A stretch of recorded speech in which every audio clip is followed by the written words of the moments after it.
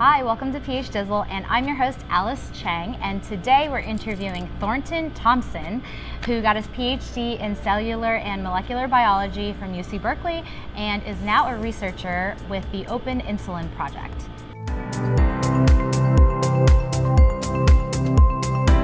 Tell me about what you studied during your PhD.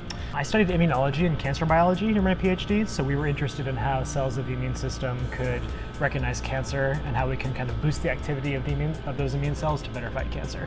Okay, and how does that translate into what you're doing now? Yeah, so a lot of the skills I learned in my PhD are broadly applicable to different molecular biology projects.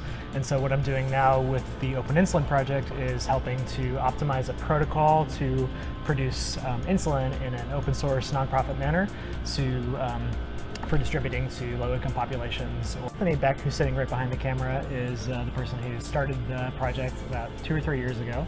Jan is another scientist who couldn't be here today, but he's the scientific lead on the project. When you say open insulin, is it like because it's crowdsourced, like the science, or what makes it open? So the openness of it is that we're trying to make an open source protocol so that community labs across the country, across the world, can be able to start up their own spaces like this and make and distribute insulin for people who need it. Oh, okay. So like once you figure out the recipe, you can share it with other people. Yeah. Got it. How far away are you from that, and what are some of the barriers? I would say we're probably about 6 months away from being able to produce a small amount of functional insulin that people actually inject into themselves. But there's huge barriers beyond that regarding what we do after we can make this stuff, right? Like we need to scale up to be able to serve a great number of people. We need to be able to do it legally and consistently safely.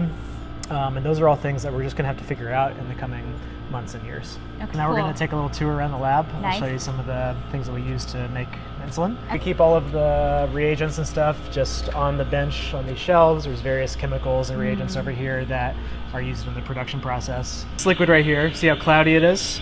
That's because it's full of yeast. And these yeast have been genetically engineered to produce a protein called KEX1, which is used in the process of making insulin.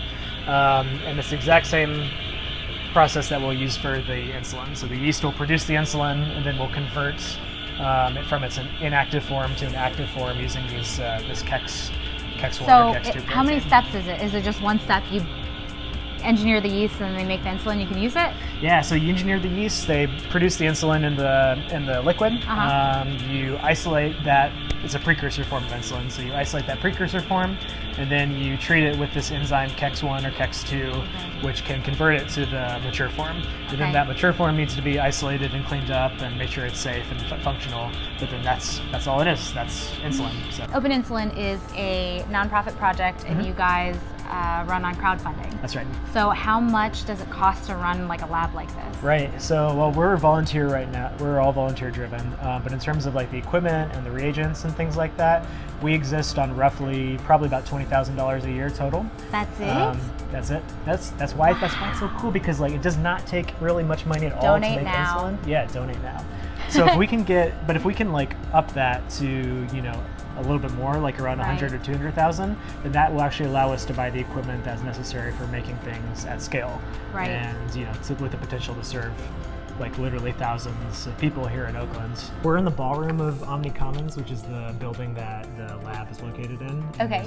This is where a lot of parties and events and art shows and stuff like that happen. So, you know, one of the things I like to do in my free time is just to go to live music, and so I wanted to come here and show you a nice space where some music and other fun happens. I love going into San Francisco to places like the Great Northern or the Midway or Public Works. I feel like, you know, the Great Northern has this amazing sound system that, you know, it's like it just kind of rocks your body. Public Works has this really cool loft space where you can have two different sounds going on at the same time, but they're all great, and I think any place where people can come together and just like dissolve into each other in the music is really special. Do you dissolve into each other in the lab? Where you're like that's like pouring chemicals on each other? Yeah, right.